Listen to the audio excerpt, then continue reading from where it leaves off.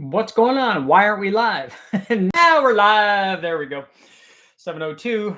Right in the ballpark. Anyway, today, hopefully everybody's doing well. For those of you who are just coming here and just starting here, this is a live feed. So if you're looking for a 10 or 15-minute video, go look at the other videos. This is a live one. All these live ones are about an hour. So if you can't spend the time doing that, then you need to go watch the video that I already posted today.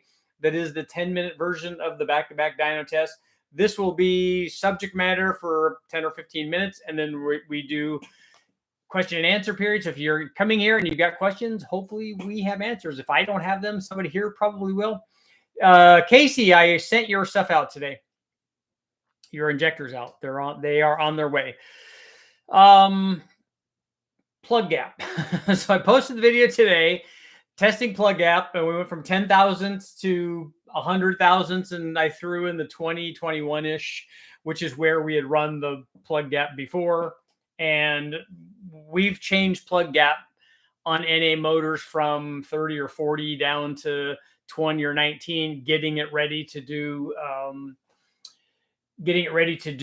like boost, and it doesn't really show anything. I wasn't looking for 1 or 2 horsepower when I did that. I just made a run and changed the plug gap, and we made another run. I'm like, oh, look, that's the same.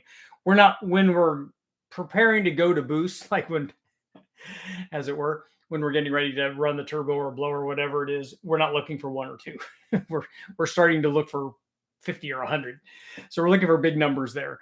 And it's interesting, the comments that I got, and that's actually why I put it in the video. I purposely put it in the video that, hey, look, I ran 10 thousandths and 100 thousandths, and I ran 21 thousandths, I think is where we started with, because that's what it was when I took it out. And that's what we were making all the pulls on. And so then naturally the comments from all the yahoos are like, oh, but no, you have to run 30 or 40 because then the power could go up and then come back down at 100. I'm like, here's the thing with people is that they try to create situations that, if the situation was true, the completely made up one that they're creating, then they get to complain about it. But before they can complain, they got to make up an imaginary situation. And that's why I love the internet. It's so awesome that it's worth it doing this just so I can hear these comments. I mean, I tell people, look, like, here's what you're going to say. And then, like clockwork, they say it. But so the plug gap test was very interesting to me. I thought it was very cool. First of all, we have to obviously address the elephant in the room. In this case, it's the ignition system on the LS, which is excellent. So it's far better than a single coil, especially an HEI would be pretty good. A regular distributor with no ignition amplifier would be not as good. Maybe with a stock or a hotter coil would be a little bit better. So there would be different levels of ignition systems that would do better or worse there. What would happen is, and so people understand this, and that's what the discussion is about today, that if we started this test with a substandard ignition system, meaning it doesn't have enough supply, it doesn't have enough voltage basically to jump the gap. So we would get to a point with any ignition system where we have so much gap that the electricity will never jump across it. It will just misfire. We get that a lot. And as a tangent, we're going to go off on here for just a quick second on boost. When we run boost, we don't want to run 100 thousandths plug gap. What we want to do is make it so it doesn't misfire. When we raise the cylinder pressure up, like we do, and when we retard the timing, like we do, both of those things make it much harder on the ignition system. So under boost, under nitrous, we typically bring the plug gap down so there's no misfire. But again, when we're talking about boost, we're not looking for 2 horsepower. Never. We're looking for 10, 20, 50, 100, several hundred. So the onesies and twosies things are not important. What is important, because if you try to put, oh, I want to go from 21 to 23 because I might get 1 more horsepower, that's great. When you misfire, it's going to drop 200. So it's not a good trade-off. So it's much better to bring the plug gap down on a turbo, supercharged, or nitrous combination and don't get misfire, and then get all the power that you want. And don't chase the 1 or 2 with plug gap. That's just silly. So boosted stuff, that's the way we do it. We run 19, 18, 20, 21, somewhere in there, depending on how much boost we're running. The more boost that we run, the smaller the plug gap gets. So we'll just set that aside. That's what we do on boosted stuff. There's no reason to chase plug gap on boosted stuff. Just bring it way down and have it fire and have it work. So now we can go back to our ignition discussion. If we have in any ignition system, we have enough voltage to jump the gap. If we keep increasing that gap, at some point, we don't have enough to do that. Even an NA motor then will misfire. We can either retard, if we retard the timing, that makes things worse. If we raise the cylinder pressure, that makes worse. But eventually, if we just bring the gap out far enough to 200 or 500 or whatever the number is, depending on the strength of the ignition system, we're going to get into misfire. The number or the gap size where that's going to happen is going to change with the strength of the ignition system. On the LS, which is an ideal kind of situation, it's multiple coils. We don't have to worry about rise time. It has adjustable dwell because we're running it with a Holley management system, which we can adjust the dwell in, essentially the strength of the coil. So we have lots of ignition energy. There's no shortage of ignition energy with this setup, and no shortage of ignition energy even at higher engine speeds because we've got multiple coils. So all of that translates into this thing being able to run without any issue at all 100,000 gap, and probably more than that. We've run more than that before on other systems, so it will go beyond that. It will go, I got people telling me in the comments, oh, well, my buddy used to do this. I'm like, yeah, that's called side gapping. That's been around since the invention of the spark plug. Everybody knows about that. That's not a new secret magic trick. What would be really cool is if you side gapped it and then put a little point on it so that, get a sharp edge for the electricity to jump across and eventually to wear the edge out. But that's all cool stuff. So you can do that and then maybe put a receiver edge on the other side of the center. It would be really cool. But you can do that. So at some point, you don't have enough ignition energy to jump that gap. So what you have to do is bring the gap in. So you would have less gap on a less powerful ignition system. It stands to reason. So you get to that point. So you can't, if there are any gains from having a big gap, which we kind of saw. It was worth a couple of horsepower. It was worth a couple more going from a gap that's probably too small to a gap that's probably too big. So that's our range. What I demonstrated is going from something that's too small to something that's probably too big showed about 5 or 6 horsepower. Anything in between that is going to show less. And that's what some people are having a hard time understanding. No, you needed to test it at 40 or 50 because that's the magic number. No, it's not. It's just in between all of these, and it's going to change the power less. Because even when I went to 21 gap, it took away most of the gain that we got from being at 100 from 10. So that tells us that there's nothing there in between. And there's not on an NA motor. I can already tell you that. So we knocked off more than half of it going from 10 to 20. And so that leaves us another 2 or 3 or 2.5, whatever in between there and 100. So where are you going to go in there? You're not going to get any more. You're going to get some. What I suspect will happen, and I would almost guarantee it, that we could go out to a point where if that was 100% consistent and repeatable down to the decimal point, you would get to a point where you got all of that back and you don't have to go out to 100. That's what I would think. And so the benefit of going to 50 wouldn't be because it has a magic number and it's all of a sudden we're going to see, here's the 10 horsepower that Richard said that would never happen. It doesn't happen. There's no 10 or 20 horsepower from plug gap unless you misfire, unless you cure a misfire problem. But if you get it there, it could run there for a long time and not be hard on the ignition system like 100 gap would be. Although on an LS, I honestly think it would run on 100 gap for a really, really long time. It's just that it's not necessary, And honestly, unless you're doing something like Engine Masters, is the gain that you would get, is this 1 or 2 horsepower, is it within the range of repeatability of oil temperature, water temperature, and all of that stuff. So there's something there. I love that there was. I love finding out that, because when I put 100 gap in it, I was very excited that the thing ran. First of all, I kind of thought that was going to, but then it ran, and that it took full throttle, and then it made more power with that. And I thought, okay, well, is that an anomaly from that run? And then I made a couple more runs. I'm like, no, it actually seems to like that. So that's why I test. It's for those moments when it worked out and it showed me something that I thought that I knew that I actually didn't know, but now I know. That's a learning experience. So that's all good stuff. But the interesting thing, and the people that I get the comments most often from are the people that still want that to be true, just like the golf ball thing that we always talk about, or rod ratio, or any of these things that they will never be convinced. Does this remind you of people out in the world? That they will never be convinced that no amount of data is going to show them that the thing that they want to be true isn't true.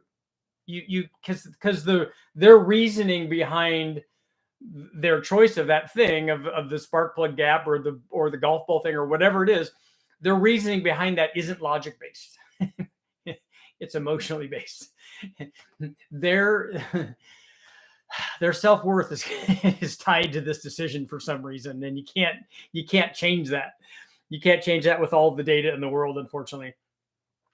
But and when I do this testing, I'm open to it, and I thought it was cool. Like I said, when I saw the thing was like, oh, that's like a couple, and compared to the 10 gap, it's more than a couple. It's 4 or 5, which is a reasonable kind of gain to get.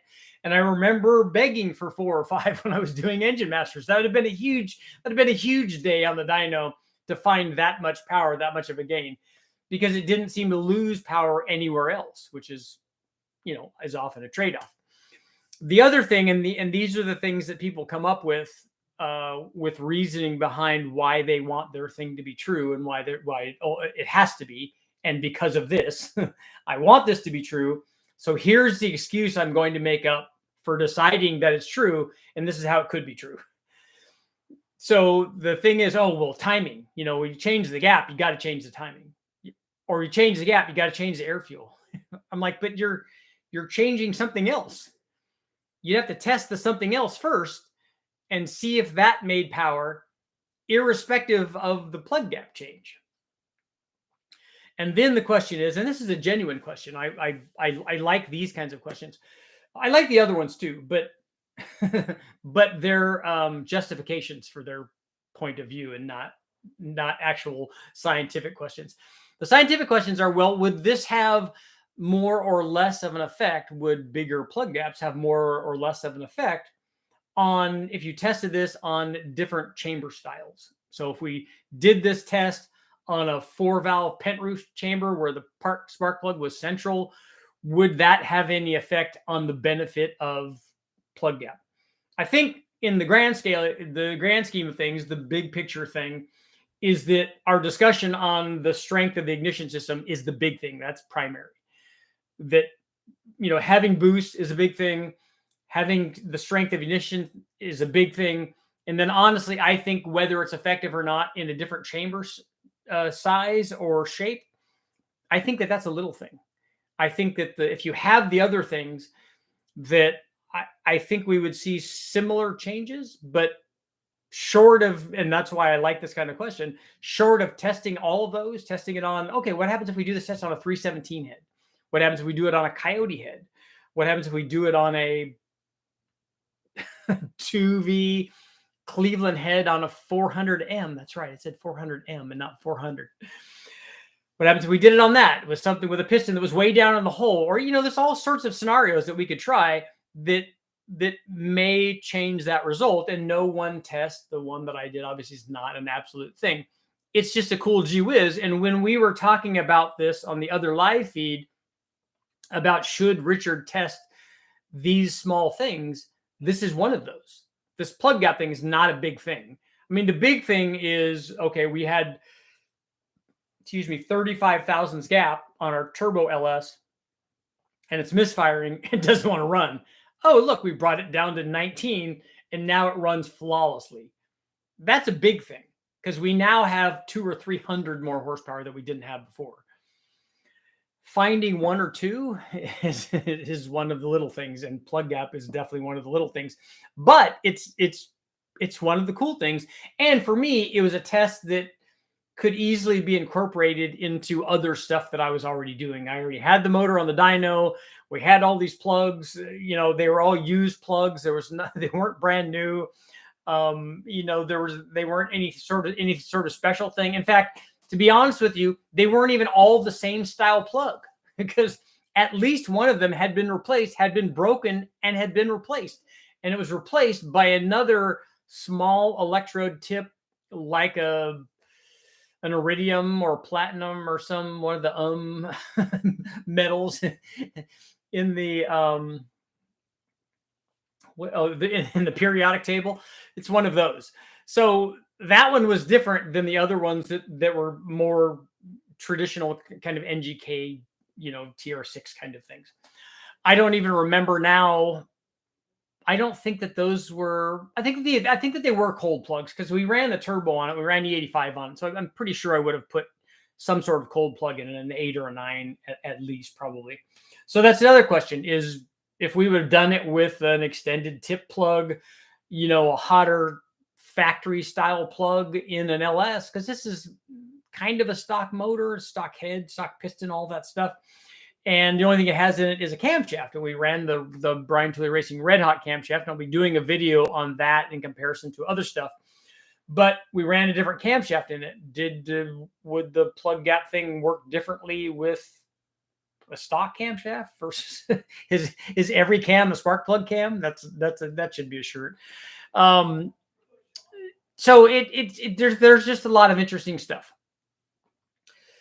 I would like to do more of that kind of testing. The next spark plug test I would really like to run is I would like to do a test on all of the weird plugs, like the split fires and the U grooves and the E3s and of the world, all of those.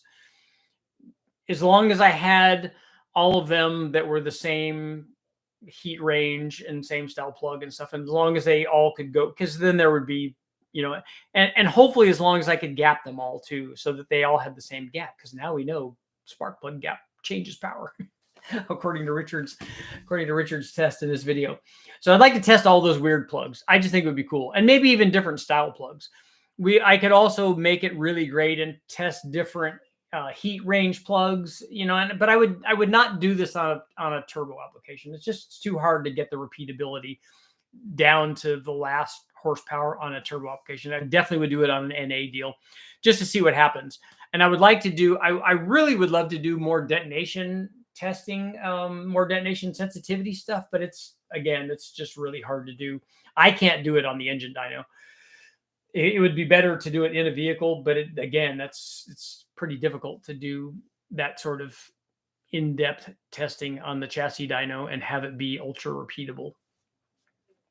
So here we are. I honestly don't think, and I know Brule has done lots of testing on the different style plugs and really hasn't seen much. I tend to agree with that, and all the different kinds of plugs that I've tested. For me, it's always been the big thing. It's like it fires or it doesn't fire. And if it does fire, that's a win. And when they all fire, even with a 10 gap and a 100 gap, if they fire, we're having the same shape curve and all that stuff. And it's varying by, just a little bit. And we had to take a whole bunch of gap out of it just to get it not to work. And the one thing I didn't try with which I kind of wish I would have now, and I figured this stuff out after we do lots of testing. It would have been interesting to see if less plug gap wanted more timing, which is kind of the direction I think would happen. Let me know in the comments what you guys think about that. So that's going to be my poll.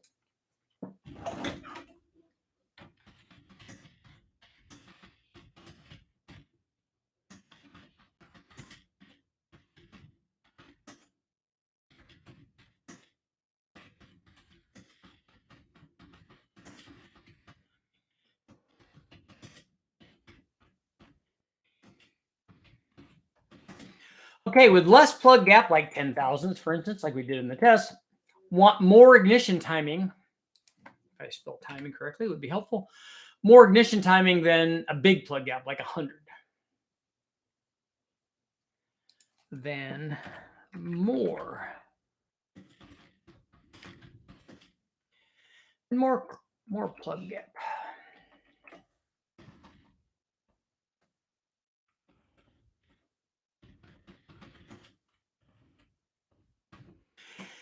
Like 100 with less plug gap, like a 10,000s want more ignition timing than more plug gap, like 100.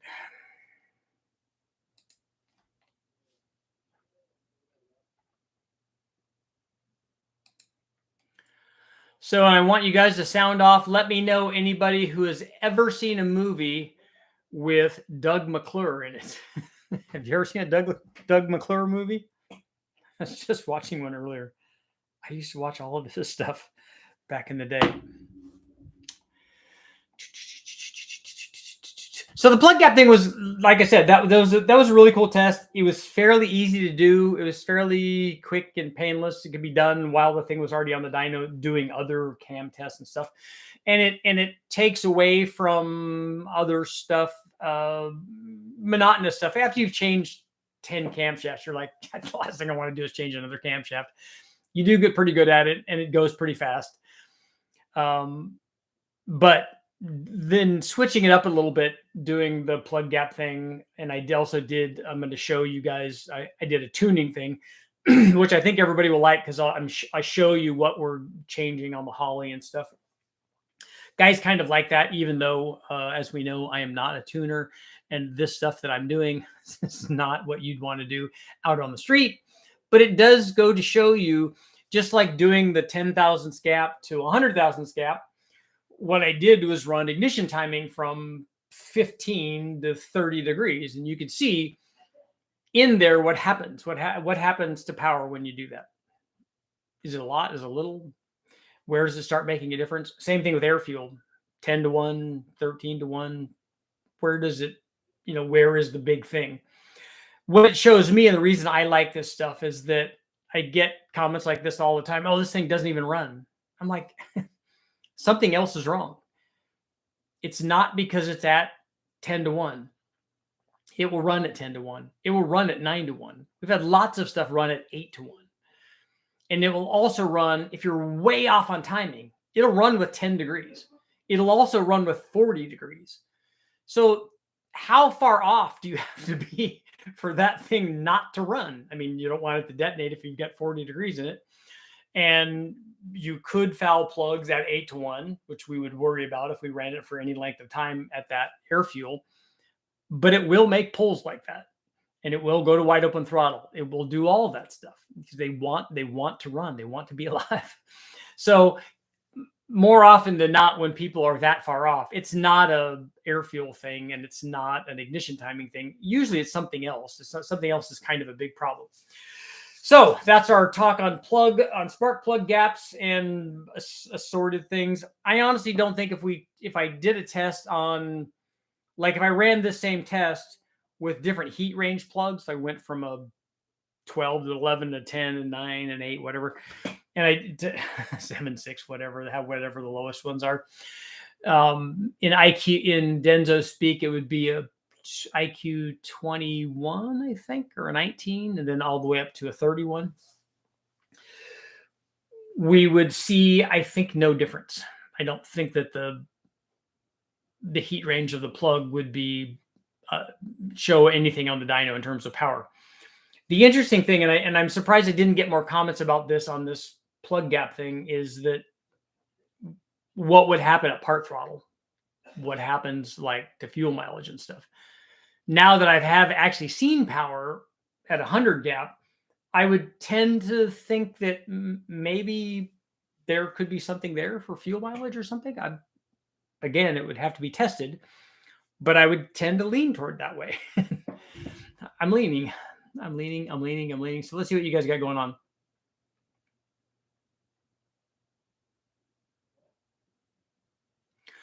Yes, on the Doug McClure movies. You got to tell me which one.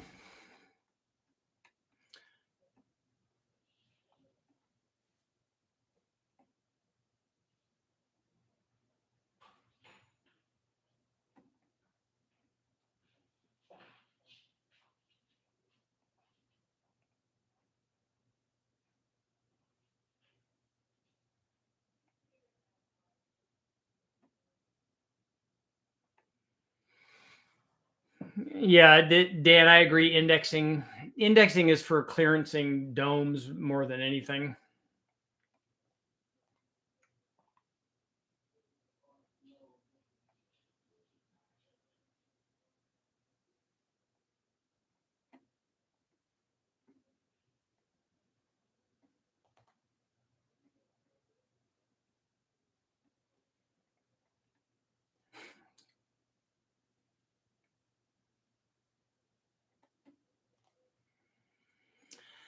Does change of gap on an NA motor from 35 to 45 change air fuel at all? It didn't seem to change air fuel.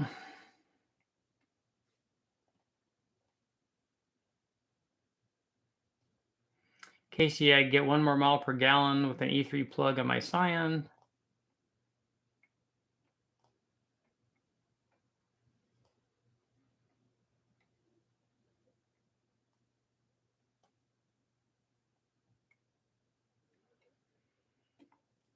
I now have trouble on engine airflow with pulsing air into V8.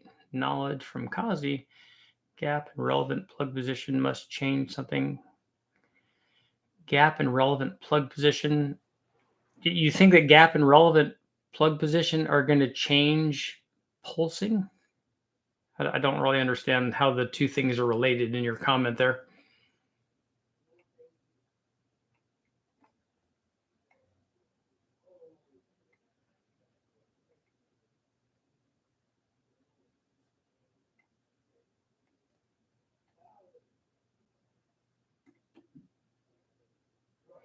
Small plug gap is stronger and faster. Wide gap has less spark power and takes longer to arc. Hi, I'm Troy McClure. That's a lot of people don't even get that. They don't even understand who Troy McClure is patterned after, and that's Doug. You might remember me from films such as the one that I was watching is the Edgar Rice Burroughs' The Land That Time Forgot. And he was in a bunch of stuff like that. I think he was in Island at the Top of the World and Skullduggery, and he's been in a bunch of stuff that I would have watched in going to the movie theater. The surface gap plug is kind of like a side gap plug, but they bring the electrode all the way down to the surface.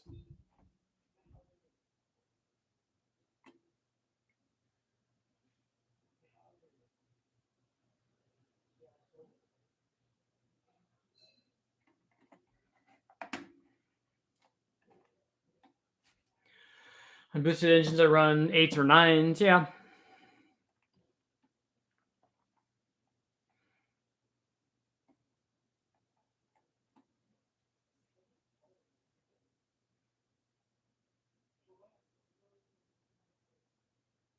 My theory with larger gap making more power is that the longer arc is igniting more fuel molecules, which is advancing the rate of combustion. So, did you vote yes on the poll then? Yeah, boost can blow up the spark plug. Anything that changes cylinder pressure dramatically can do that.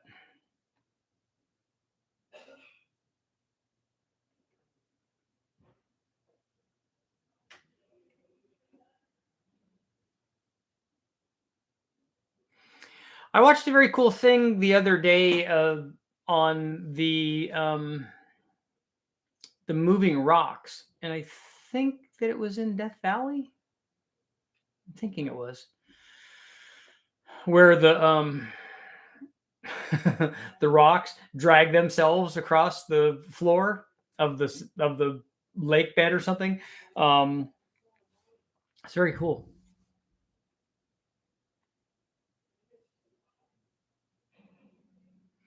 Getaway, heat range 8, 4.8, NSR cam, pump gas, boost, 18 gap, all of that's right.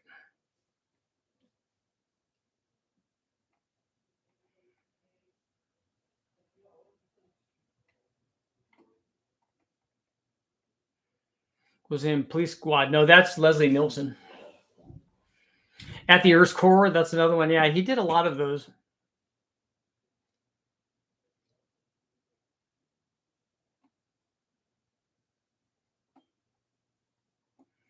I reduced stock gap on E3 and had good results. I thought that you could gap those if you tap the center of those down.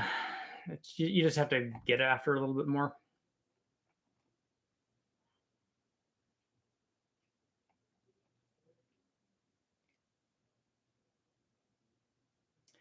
Napa universal joints. Yes, it is. It is ice, but very very thin sheets of ice being moved by the wind.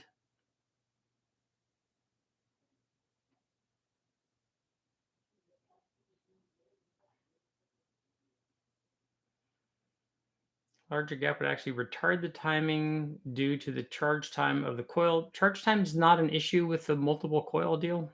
Probably negligible at low RPM. Could be a factor at high RPM with subpar ignition systems. With a single coil, that could be possible. But I think the rise time would just change the output, right?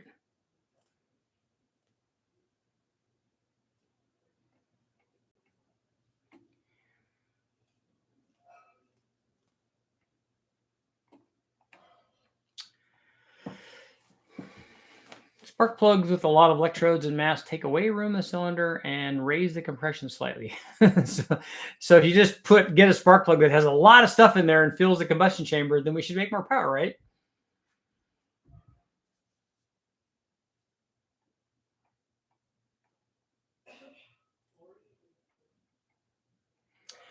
Oliver, off topic, was curious about dual plane intake manifold. And so you guys know you can ask whatever question you want. It doesn't have to be on the topic that I just discussed. That just happened to be something that was topical.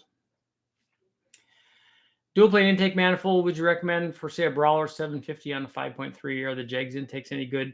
I think all of the dual planes are going to be very, very comparable. The ones that I've tested are the Hawley and the Performer RPM from Edelbrock. And I think that the Performer was maybe a touch better.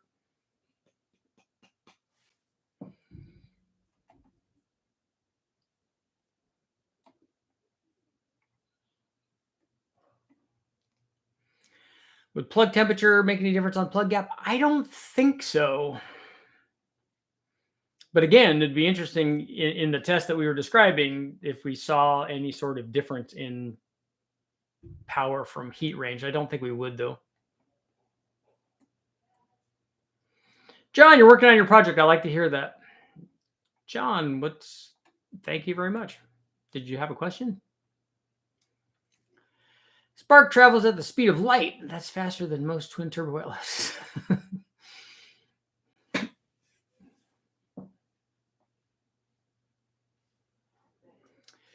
Electricity travels at the speed of light. I was once told if you can't get it to quit running sluggish or rich, to widen the gap. Bosch Platinum Plus 2 has side electrodes, similar to the Smoky Unix plugs. Smoky had one electrode. Bosch has two on both sides. Wind moves the rocks over ice. That's not accurate. Because if wind moved it over ice, there would be no track in the ground. The ice grabs onto the rock. Giant sheets, very, very thin, and they're moved by the wind. And that's where the rock is still dragging on the ground. It's very, very cool. Took them a long time to figure that out. Smaller gap gives you more time before plugs wear out, so I gap them small. Yeah, if you want to get your plugs to last. That was a common problem when they started doing the HEI ignition stuff. A lot of the factory GM stuff had really big gaps, and they were notorious for burning out caps and rotors and stuff.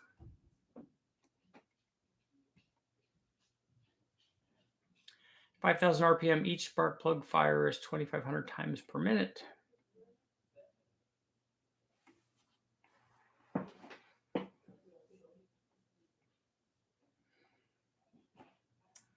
Anyone use ground tele spark plug wires, low resistance wires? How about testing indexing the position of plugs? I can do that next time I'm down there. I think it will. I don't think it's going to show anything. Speaking of compression, I have a question. I mean, pending a degree wheel, is there any reason to not do an initial engine break-in and start with cam advance 4 to 6 degrees on the timing chain? Why would you want to go in and change the cam just for startup? I don't understand why you would do that.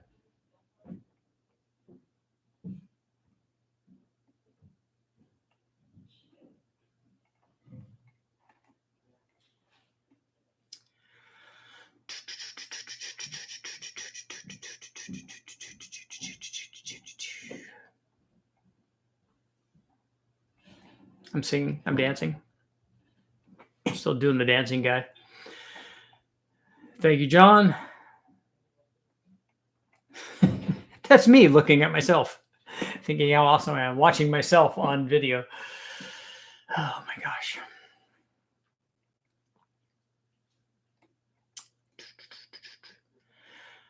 I've never tried a spark plug wire test. I've always felt the same way about plug wires that I have about spark plugs, and that's that they work or they don't work as long as they're not, broken or frayed or arcing.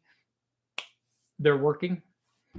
But maybe there's something there. But I would like to see the necessarily very structured tests that would demonstrate that.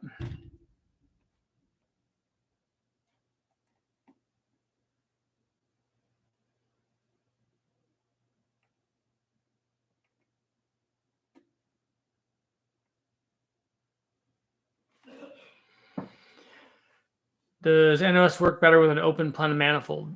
Do you mean, does it make more power with one, or does it have better distribution? What is your question? I don't know what better means. I'd like to see an unsponsored test of E3 spark plugs. Well, that's the only kind of testing I do. So E3 has never offered me anything.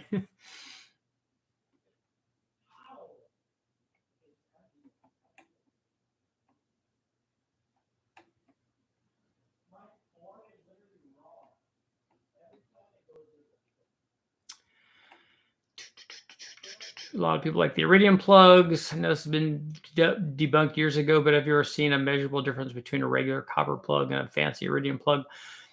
That would also be part of the spark plug test, would be to test, copper plugs. I know, I think it's Sanchez was telling me that they had done a test on a bunch of different plugs and the copper plugs were the best ones, or, I'd like to see that. I would like to have one of those. If you guys have ever seen them, the guys from Jacobs Electronics used to come by, and they had the pressurized cylinder that they could spread the gap on to show how strong their ignition amplifier was. And that would be an interesting thing if we could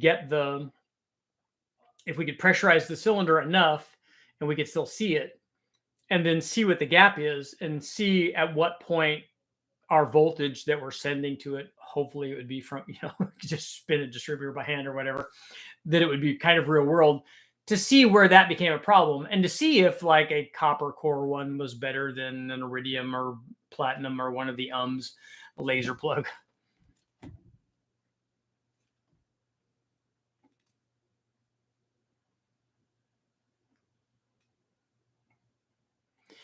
It probably does take a little more time for the coil's voltage to increase to the higher voltage needed for a wider gap. So you're thinking there would be delay then in the wider gap?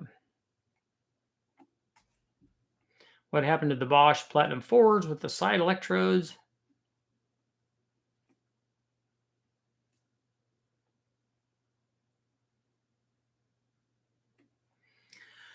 An electric arc is sub-light speed. And I would argue that if it's an electric arc, that it's not light anyway. The light is the thing that you're seeing, so it travels to your eye at 186,000 miles a second. But you're right, that only happens in a vacuum in space. It doesn't happen in air. And the electric arc isn't. I don't think electric arc is traveling at the speed of light. I think it's way less than the speed of light. But I could be wrong.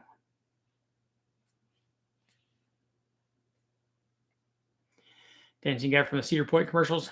I like the guy, that the old dancing guy from the I think there was it Six Flags Magic Mountain or something, or the Six Flags guy.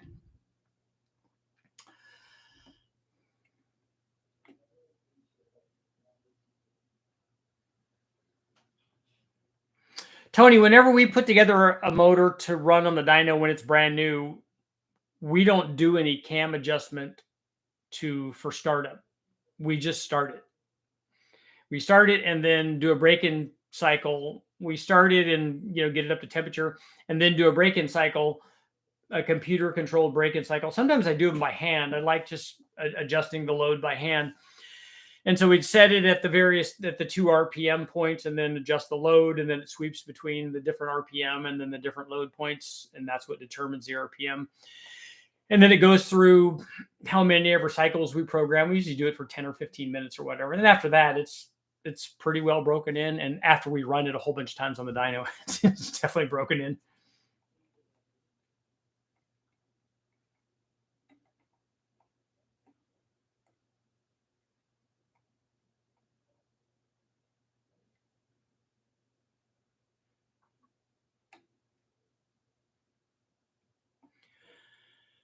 Is it better than a dual play manifold or a single play manifold?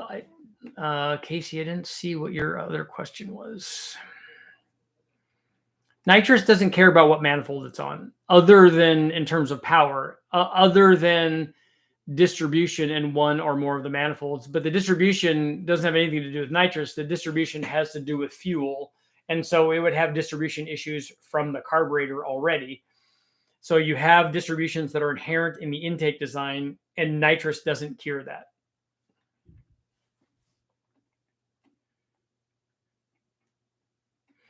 Do Hemis really need dual plugs? I think that they do, probably not for power, but probably for emissions.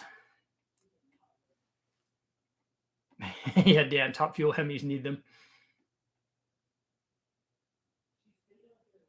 When adding turbo to an NA motor, do you need to increase valve spring pressure to prevent valve float because of the boost pressure? I haven't tested to find out what that difference is. I would like to run what I would need to do to test that is I'd need to run a motor and go into valve float NA. And you'd need that to be consistent, because what happens when you run these things, if you get into valve float, which is not hard, we run into that problem, not so much on LS motors, but a lot of times on small block Chevys and small block Fords and stuff, we run into valve float, and we have on other motors as well. And as long as that's consistent, but as the temperature of the motor changes, primarily the temperature of the oil, the valve float point also changes. So as we run it more, the valve float happens earlier. So you'd want to make sure that you had a good handle on that. And then you'd run boost on it. I don't know how much that changes it.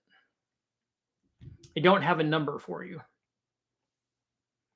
I know that that's often touted and it makes sense, I guess, but I haven't seen any real data.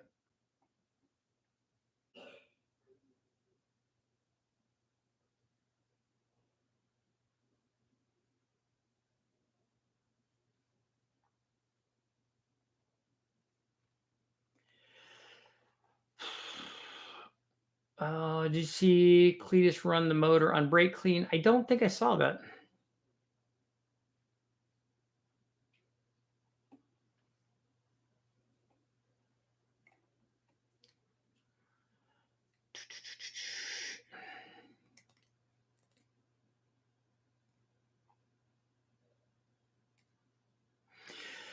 Tony, I got you. So using the dyno to determine if you actually want advanced retard or not. Well, if you were testing that, but on the break-in, we don't do any of that.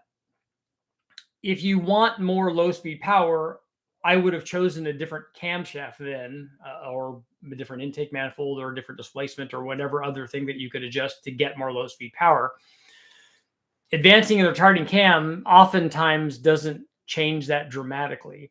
It depends on the cam. Maybe it already has 2 or 4 degrees of advance built into the profile.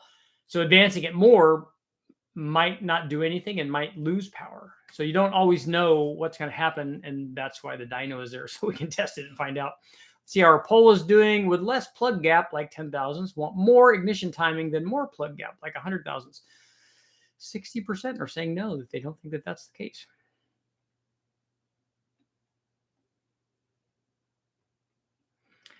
I found a shop that will balance my newly purchased Gen 4 rods and pistons to my Gen 3 crank, align hone the main, sonic test my block, and test my heads for cracks and hot tank everything. John, are you still going to run the Gen 3 24X wheel on that then?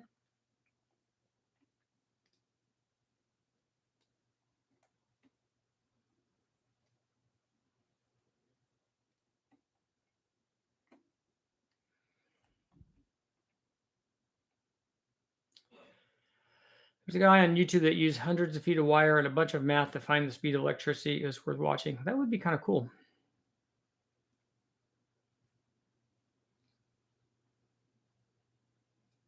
Veritasium. Is that one of the rare earth spark plug metals?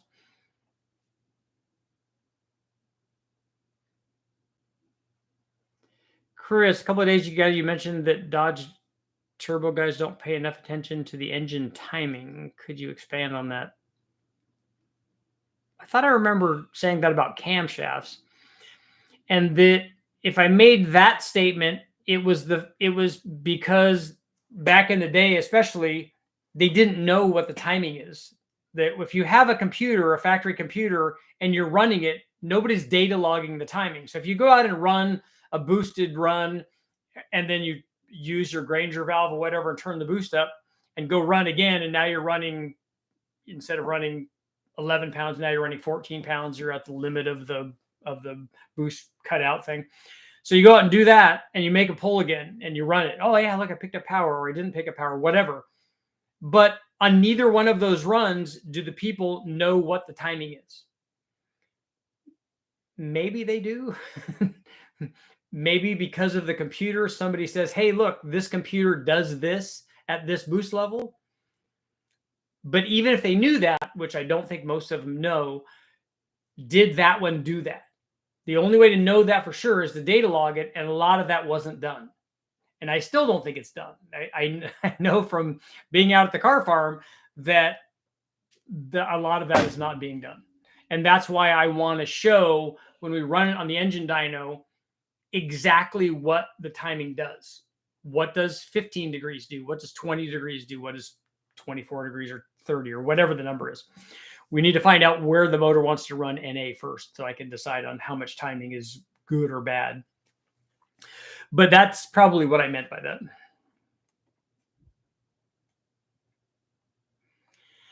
It was about nitrous. Does using one manifold make more power than the other? So were you not here for the, Casey, were you not here for the nitrous discussion? Was that this morning or yesterday? I don't know, they all kind of run together. Stop thinking about nitrous. Let's take nitrous out of the equation. Which one of the manifolds makes more power NA? Whichever one does that, then you're going to add the nitrous to that. So usually what happens in a single plane and dual plane is the dual plane makes more low speed power up to some point, might even be all the way up to the power peak. Makes more power down low. The single plane can make more power up top. The single plane becomes more effective, relatively speaking, with a couple of things: more compression, more displacement, more cam timing, where it would want to run upstairs. So you have an NA motor, you run those two manifolds, whatever happens to the power curve happens to the power curve. Whichever one of those power curves you pick, you add 100 shot of nitrous to it, and it's going to add 100 shot from that starting point. So the nitrous is not manifold specific.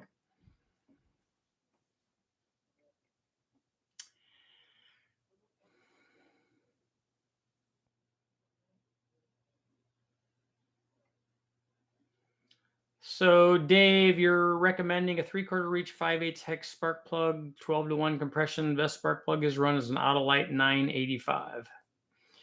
Dave, did you guys test spark plugs when you were doing Engine Masters? Did you do? I don't think I ever did. We never went down that rabbit hole.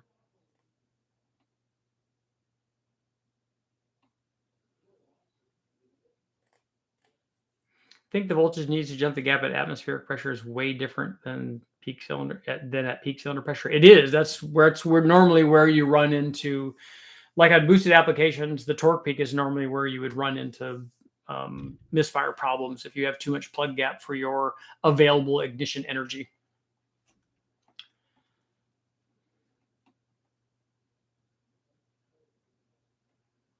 I have an old can of Texaco Sky Chief. Just want you guys to know it's supercharged with Petrox. Brake clean was Spark Knox City. I would imagine. I don't think that. I think the detonation threshold of brake clean would not be beneficial on an engine. Changing runner length would help. Changing runner length does help low speed power. That's good.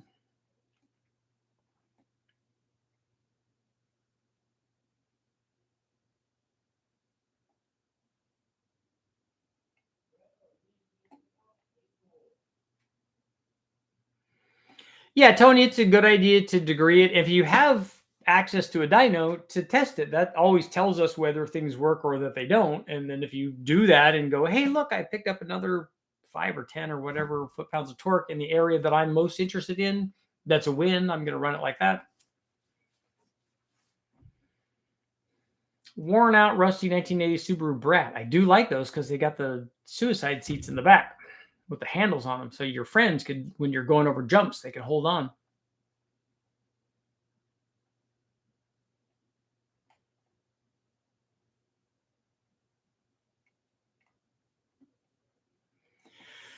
Porsche would shim the valve springs 1 millimeter more on 930s versus NA 911s. Did they use the same spring, Dan? They just changed the installed height?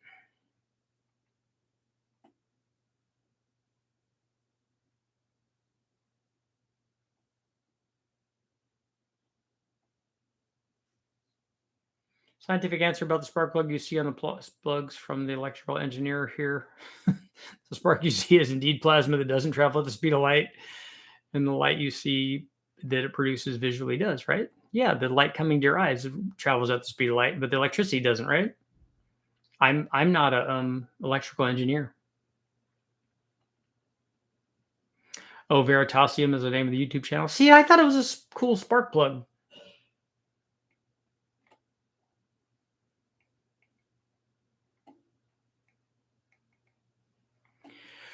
Yes, I already bought the 24X Holly Dominator kit, hence using the 3rd generation crank. I have the 4th Gen 58 crank if anyone needs it. What I need, so if people that are watching, I need an aluminum block. I need an aluminum LS block. I need a broken one. I need something that somebody's going to throw away. I need something that has a big hole in the side of it, something that people would just get rid of as soon as throw it away, as soon as look at it. I don't care which one it is. We have 4.8, a 5.3, a 6.0, 6.2, whatever aluminum block, aluminum LS block that you have laying around that's broken. I would like it if you guys have that.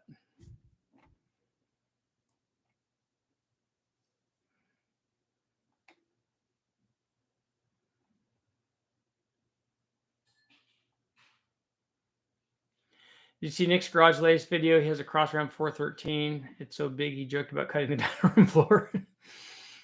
Does he have the 413? Does it have the big Sonic Ram thing on it, or is it because they make another Crossram 413 that's a smaller Crossram?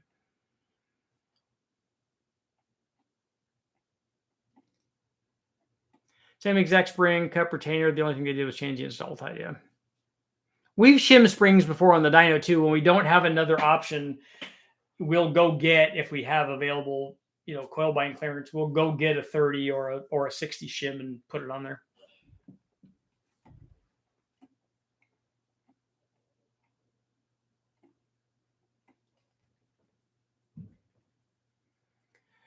Not having a dyno, there's some rules of thumb for timing and boost levels. You mean everybody wants some sort of magic, like you retard the thing this amount of timing per pound of boost? I can tell you when we're running our stuff with boost, it's normally in the 18 to 20 degree range on an LS, because NA timing is going to be 29 or 30. That seems to be fairly safe. It'd be in the teens if it was on pump gas.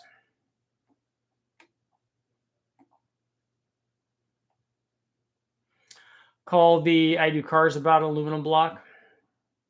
I like his stuff.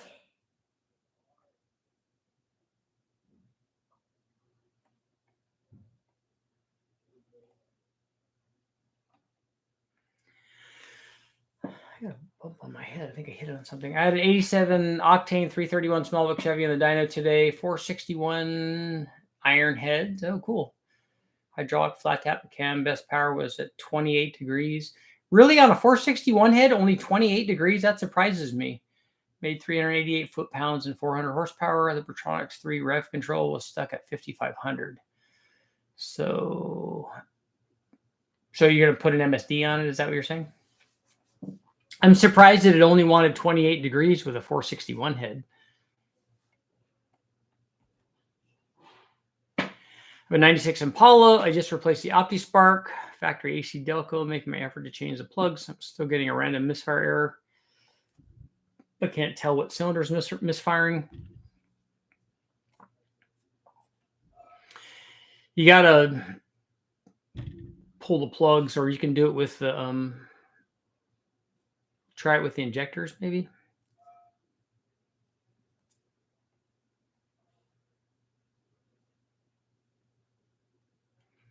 On a Vortec 4.3 liter with a Pro Charger pushing 8 pounds, how much should I change the spark plug gap over an NA? A spark plug gap on a supercharged 4.3 should be down around 20.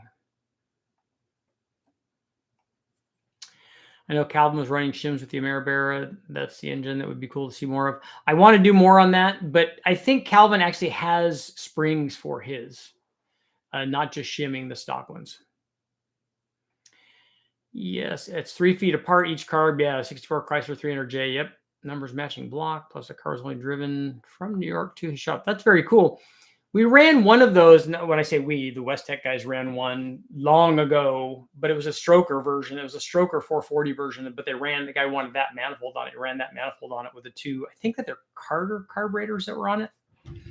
During the run, they kept lowering the start RPM because it kept wanting to make torque lower. I think it ended up making peak torque at like 2000 or 2200 RPM or something. It was ridiculous. It was cool because you could see the fuel standoff from rising above both carburetors and then changing and then drawing back down and stuff. It's very cool stuff.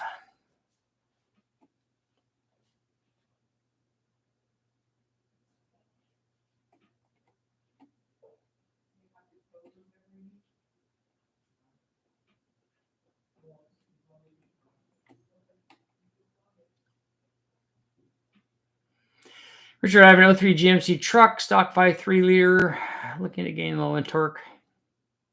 Send your videos to the Truck Norris Cam. Any suggestions? I don't know where you want to gain it, but at 2000 RPM, it's going to be really hard to get any low speed torque gain from any camshaft. So that will be hard. The Truck Norris Cam, as you saw in the 5.3 video where we tested that camshaft, does pick up power, but it picks up most of its power at the top, but it does pick up a little bit from at least from 3000 on up. What engine management are you running the 2.2s on? We're running it with a Holley. Yeah, we cut the distributor so that we could put an LS crank trigger cam sensor. I think it's cam sensor because it's a 4X distributor. And then I made a mount to put that crank sensor on it or cam sensor on it so that we can use the Holley. We'll just run it as a batch. And we used the LS harness already. We've already run it. We've already started it on a run stand. So we already know that it works.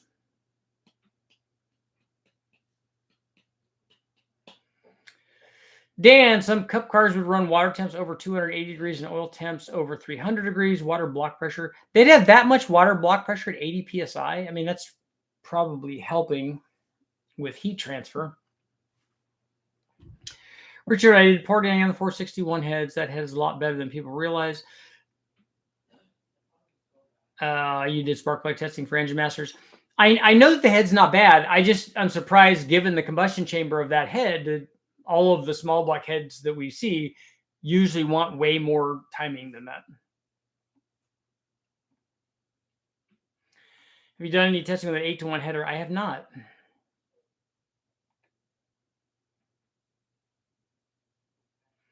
I've read that VE table curve, like on a Holley, matches the torque curve. The fast was VE based, and that would match the torque curve, but the Holley isn't like that, or the way that we're doing it is not like that. The fuel increases with engine speed, and so the numbers increase with engine speed.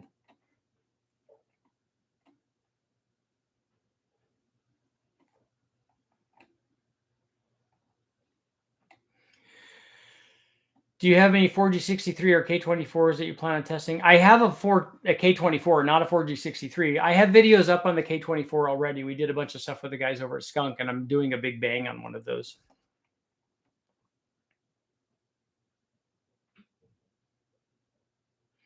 An 8-into-1 header, people want to see that test for some reason.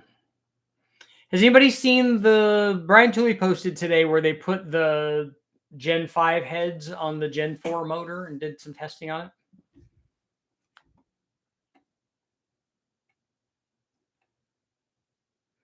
It's okay to ask wildly off-topic questions. Yes, that's why we're here. Because we only have 1 or 2 minutes left. I'm running a Holley Super Sniper 2.4 system on an 871 blower. So when you say Super Sniper, is it 2 throttle body EFI things? Can you incorporate a tunable boost controller with a roots blower? I've never seen that. I don't know how you would do that unless you're opening the blow-off valve maybe somehow. Or if the throttle was electronically controlled, you could regulate boost with throttle angle.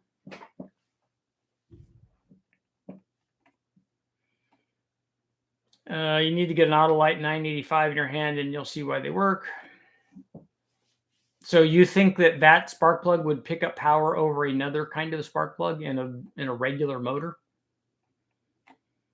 BW, what's up?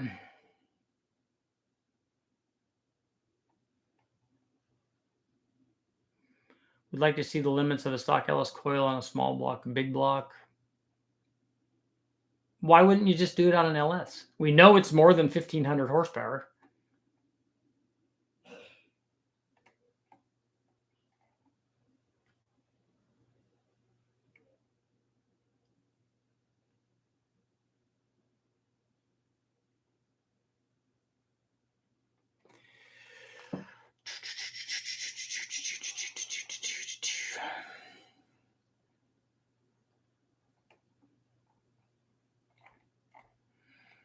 I'm still curious about the timing on that 461 head.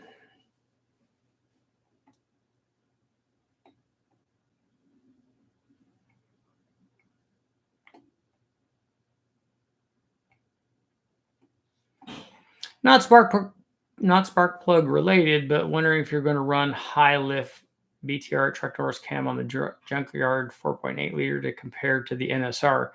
No, I already ran that test on the 5.3.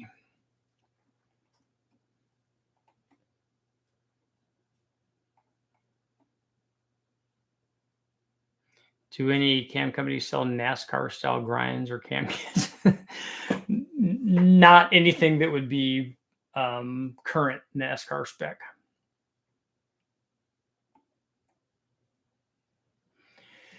Michael, my thought was of solenoid off of the lower manifold denting the atmosphere. I mean, the blower is going to have a spring-loaded, basically it's like a backfire valve, but it's going to have it. So you could open that if you could rig up a system to open and close it.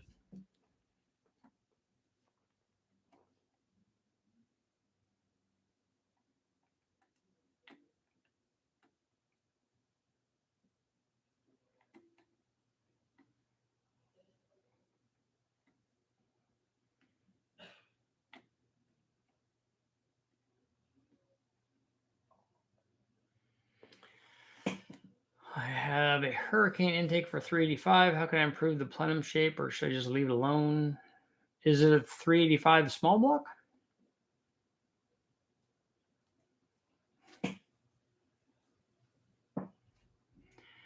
Tanner Faust had the drift taxi that had a billet LS7 that made 1,000 horsepower NA.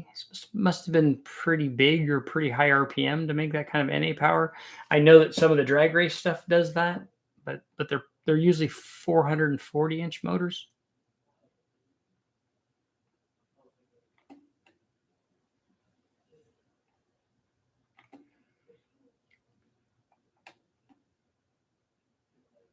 Richard, test some big airplane spark plugs in a small block Chevy.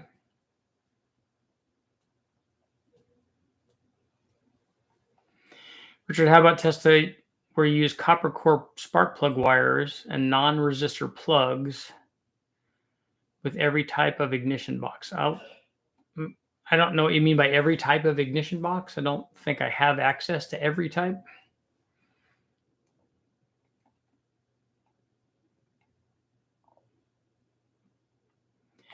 Richard, are you going to start testing the new LT engine soon? I have L83 stuff up already, and I probably will do some more stuff with Brian Tooley. The L83 is the only one that I have.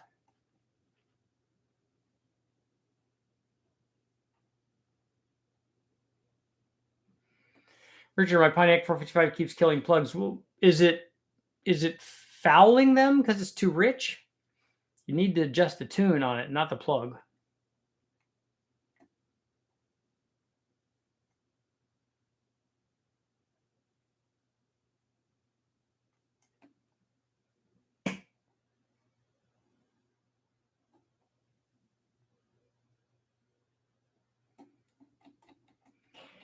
In my radiation edition with wire no leads, just run battery cable up to it.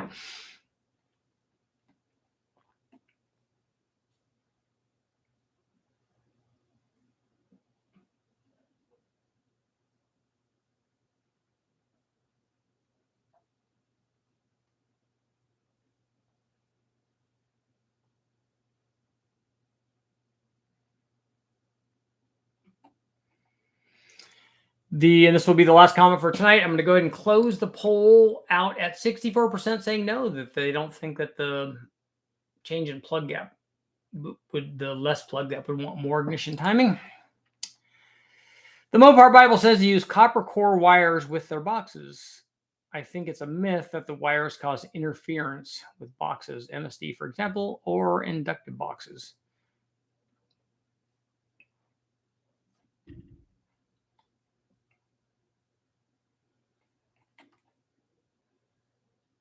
Just need to show that they don't interfere with what. So you want to show that copper core wires don't interfere with the boxes?